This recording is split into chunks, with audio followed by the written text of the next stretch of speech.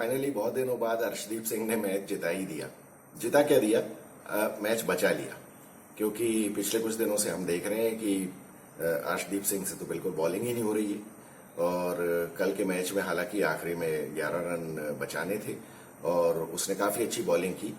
और एक तो दूसरी बात यह है कि किस्मत से अर्शदीप सिंह को मौका मिला, जो बदकिस्मती से दीपक चहार को जो अपने घर पे मेडिकल इमरजेंसी की वजह से जाना पड़ा, इसकी वजह से अर्शदीप को मौका मिला टीम में।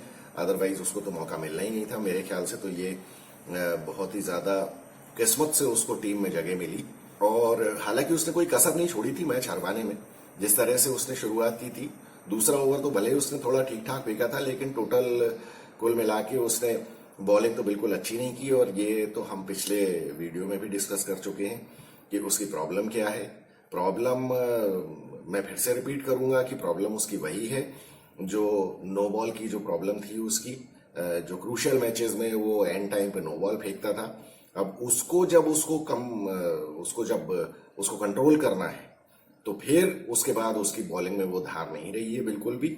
और ये बात मैं हमेशा से ये बात कहता हूं कि जब ये बच्चे प्रैक्टिस करते हैं अपने यंग डेज में, जब ये क्लब क्रिकेट खेलते हैं या ये लोग जो अपनी टीम में आने के लिए जब ये प्रैक्टिस करते हैं, उस टाइम कोचेस को बहुत ज्यादा ध्यान रखना चाहिए कि लड़के जो बॉलिंग कर रहे हैं वो स्विंग सीम ये सब तो ठीक है, पेस सब कुछ ठीक है, लेकिन नो बॉल अगर कंट्रोल नहीं करेंगे तो अल्टीमेटली वही हाल होगा जो अर्शदीप सिंह का अभी हो रहा है।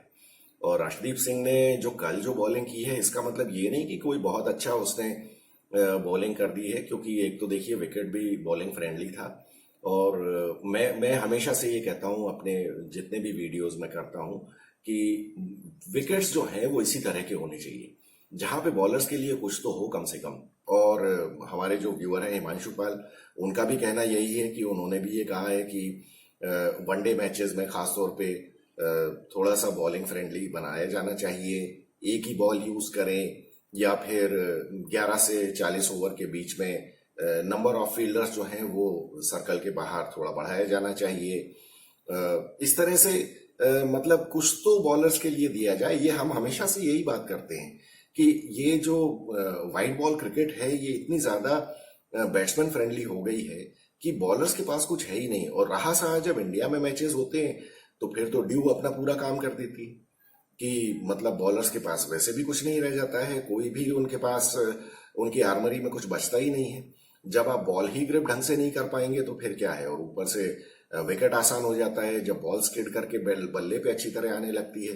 तो मेरे ख्याल से आईसीसी को सीरियसली कुछ सोचना चाहिए। लेकिन इसमें थोड़ा सा तो मैं ये कहूंगा कि ऑडियंस का भी मैं तो बहुत मतलब स्ट्रेट फॉरवर्ड ये कहूंगा कि ऑडियंस काफी इमेच्योर है। इमेच्योर इन द सेंस कि वो सिर्फ चौके छक्के देखने आते हैं।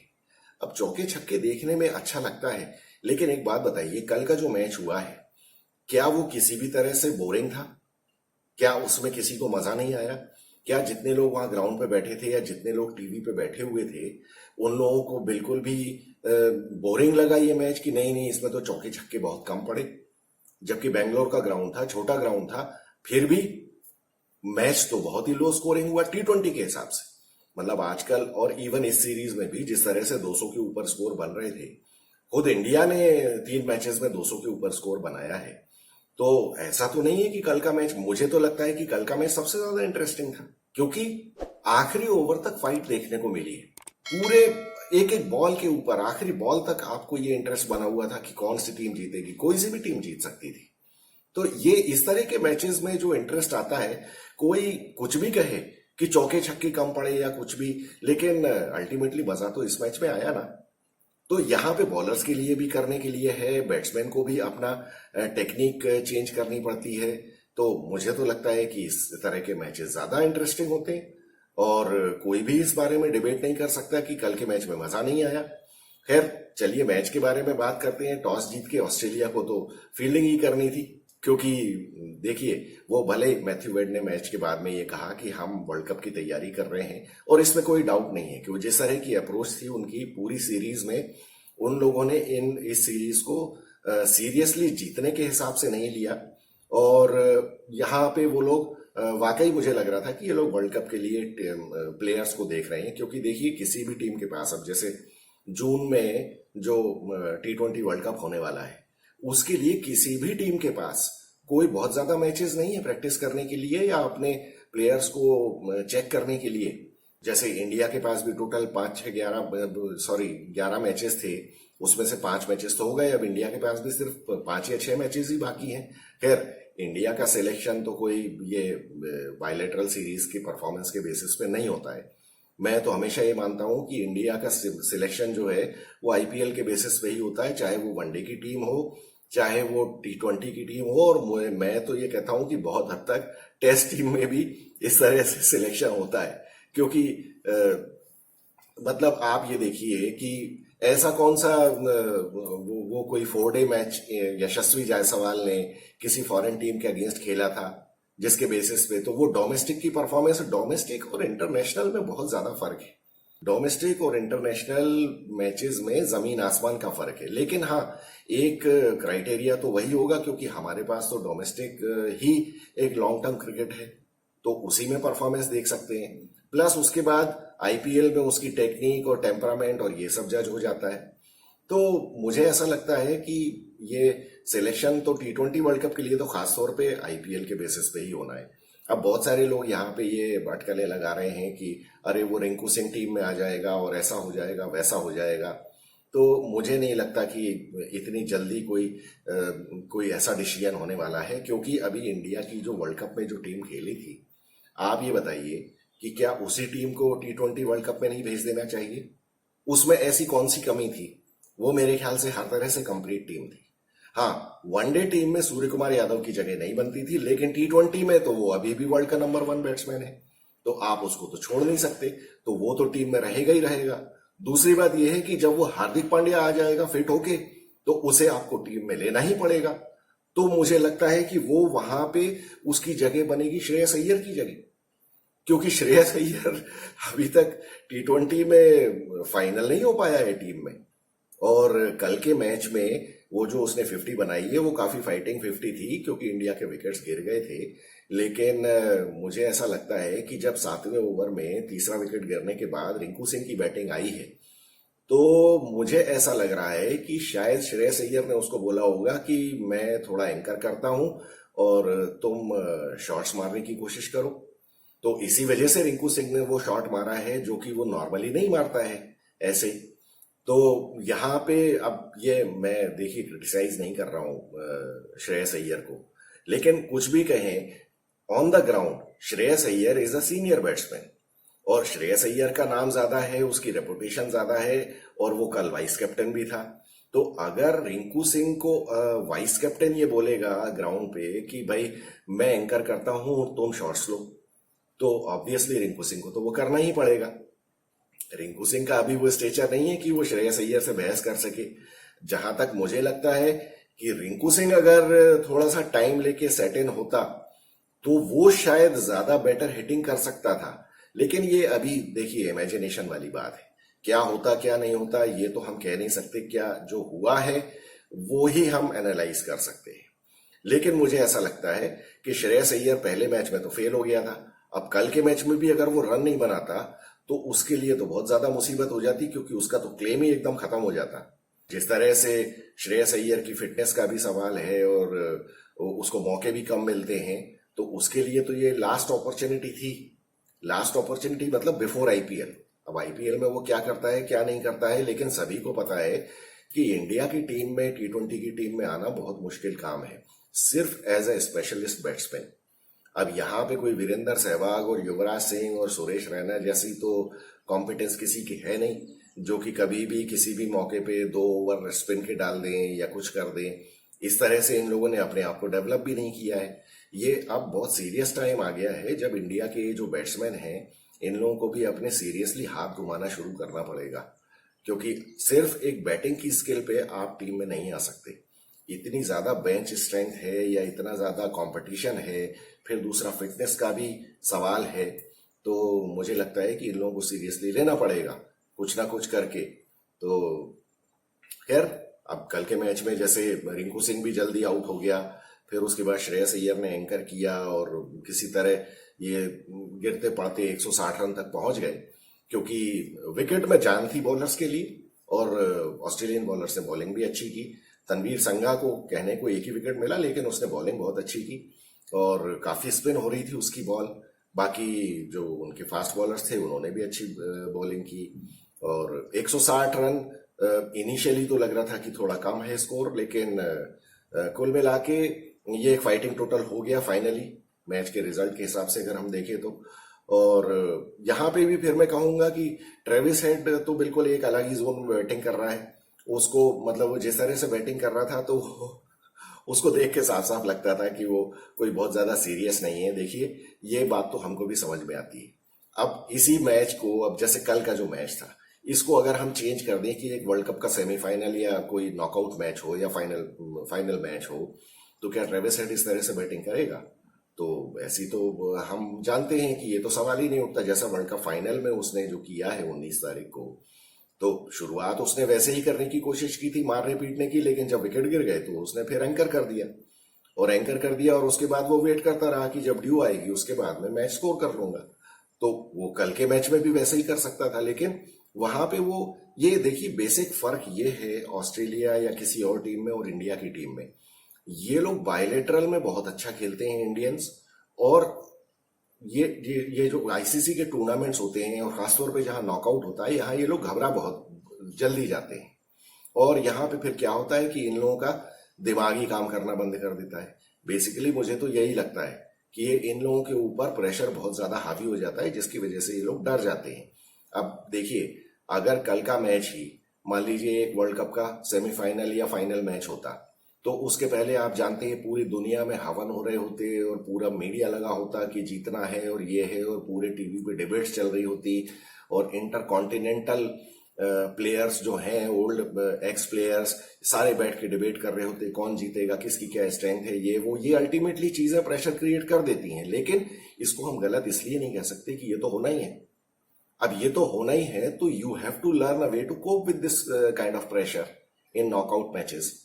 तो अब यहाँ पे अगर हम ये कहें कि भाई जैसे ये बैड लक था कि इंडिया की टीम जो है टॉस हार गई, तो इंडिया की पहले बैटिंग आ गई वर्ल्ड कप फाइनल में, तो वहां तो वो आर्ग्यूमेंट इसलिए होल्ड नहीं करता है क्योंकि रोहित शर्मा ने तो खुद ही कहा था कि अगर मैं टॉस जीता तो मैं बैटिंग ही करता। तो इसका मतलब ये है कि आपको तो समझ में ही नहीं आता कि क्या होने वाला है। तो यही है मेरा मतलब है कि डर के मारे आपने एक तो विकेट ऐसा बनाया, ऊपर से आप उस विकेट को खुद भी समझ नहीं पाए और आपने ड्यू के इतने बड़े फैक्टर को नेग्लेक्ट कर दिया, जबकि आप 4 दिन से वहां थे तो आपको मालूम था कि रोज रात को ड्यू गिर रही है। तो आप किस हिसाब से कह सकते हो कि ये मतलब मैच में हम पहले बैटिंग करेंगे? राहुल द्रविड़ और रोहित शर्मा, हमने सुना है कि बीसीसीआई ने इनसे पूछा कि वर्ल्ड कप में आपके हारने का रीजन क्या था, तो मैंने ये सुना है कि राहुल द्रविड़ ने ये कहा कि भाई विकेट ऐसा था जिसकी वजह से हम लोग हार गए। तो विकेट ऐसा था तो भाई विकेट बनवाया किसने? अब ऐसा तो नहीं हो सकता कि होम कैप्टन और होम टीम का जो कोच है उससे बिल्कुल बिना पूछे हुए विकेट आपने सेलेक्ट कर लिया हो कि किस विकेट पे आपको मैच खेलना है। तो ये तो आप लोगों ने जानबूझ के खुद ही वो सिलेक्ट किया था ना। तो आप कैसे ये कह सकते हो कि हम विकेट की वजह से मैच हार गए? और विकेट की वजह से मैच हार गए, फिर आप ये भी कहने की बहाना नहीं बना सकते कि हम टॉस हार गए, हमारी पहले बैटिंग आ गई, क्योंकि आप तो टॉस जीत के खुद ही बैटिंग करना चाहते थे। तो ये सारी चीजें अल्टीमेटली ये सब ओरिजिनेट होती हैं आपके डर की वजह से, फियर ऑफ लूजिंग की वजह से। तो ये जब तक टीमें नहीं सोचेंगी, अब इंडिया का तो मुझे लगता है कि फिर ये लोग पार नहीं पा सकते नॉकआउट मैचेस में, क्योंकि ये लोग बायलेटरल में जिस तरह से फियरलेस खेलते हैं, यही कल का मैच अगर आप नॉकआउट कर देते तो क्या होता है? इस तरह से ये लोग कामली खेल सकते थे क्या? लेकिन कोई प्रेशर नहीं है, हार भी गए तो कोई प्रॉब्लम नहीं है, सीरीज पहले भी डिसाइड हो चुकी है।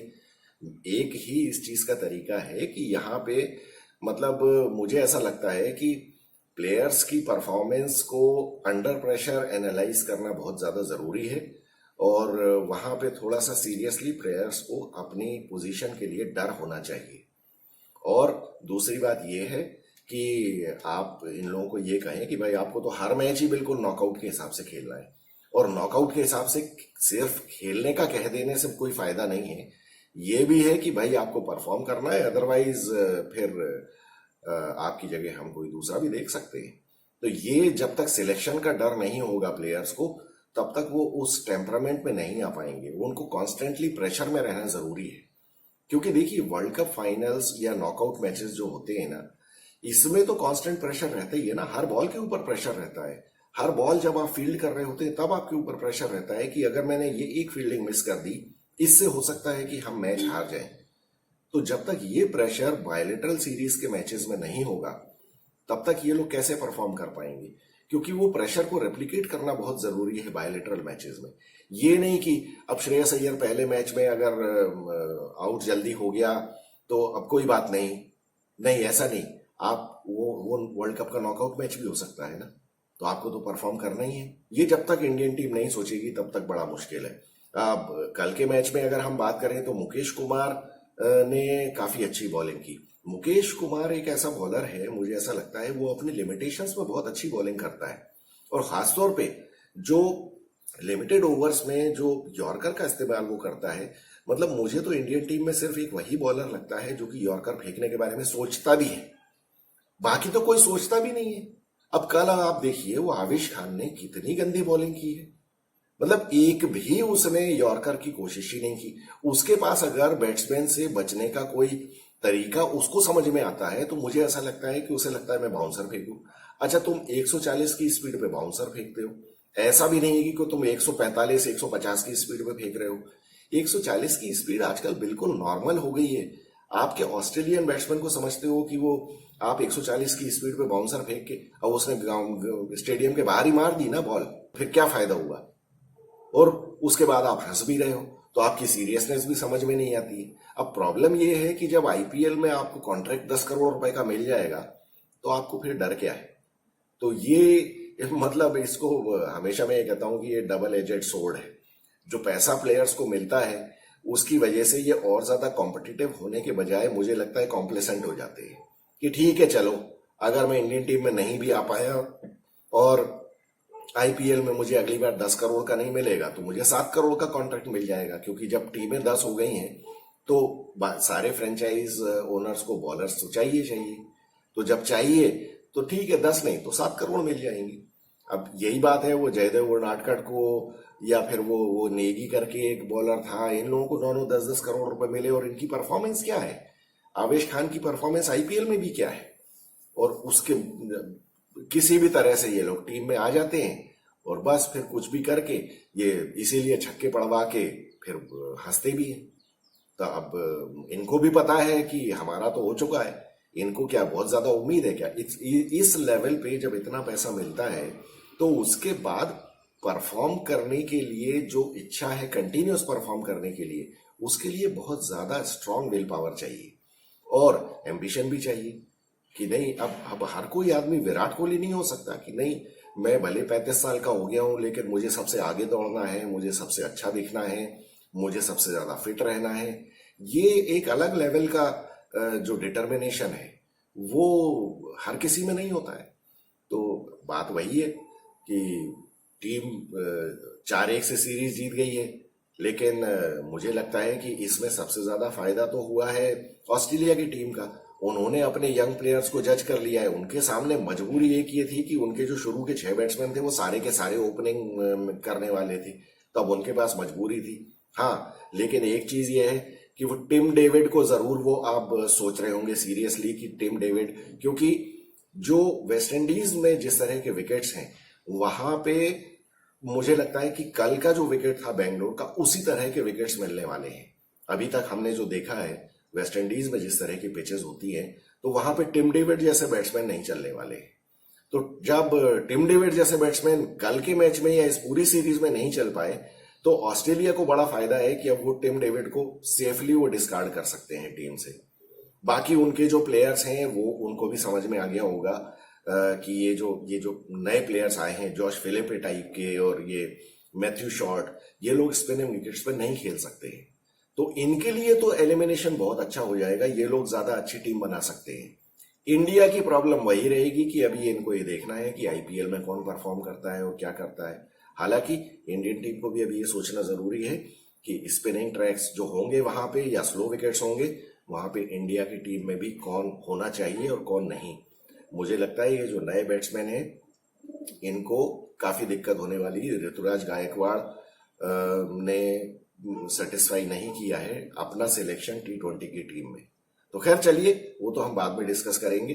अभी आज तो ठीक है, अब 4-1 से इंडिया सीरीज जीत गई है और मैच मजेदार हुआ, लेकिन इस मैच में कुछ ज्यादा निकल के हाथ में आया नहीं इंडिया के, और वो तो ऑस्ट्रेलिया ये मैच हार गया। बल्कि ओवरऑल मैं कहूं कि ऑस्ट्रेलिया ये सीरीज हारा है बजाय इसके कि इंडिया जीता है। रवि बिश्नोई ने अच्छी बॉलिंग की, लेकिन वो मुझे लगता है कि उसको अपनी आर्मरी में कुछ और वेपन्स इंट्रोड्यूस करने पड़ेंगे। सिर्फ एक गुगली बॉल फेंक फेंक के वो बहुत जल्दी एक्सपोज होने वाला है, और बाकी वर्ल्ड के जो प्लेयर्स हैं वो भी इसको काउंटर करने का कुछ ना कुछ तरीका ढूंढ रहे होंगे। तो चलिए देखते हैं आगे क्या होता है। अब हम बात करेंगे, अभी ये सीरीज तो खत्म हो गई है, अब अगले वीडियो में हम बात करेंगे कि इंडिया की जो टीम सिलेक्शन हुआ है साउथ अफ्रीका के लिए उसको एनालाइज करेंगे और देखते हैं कि इंडिया टीम की और मैनेजमेंट की क्या मेंटेलिटी है। I am Vikas Saxena, the biased analyst. Thank you so much.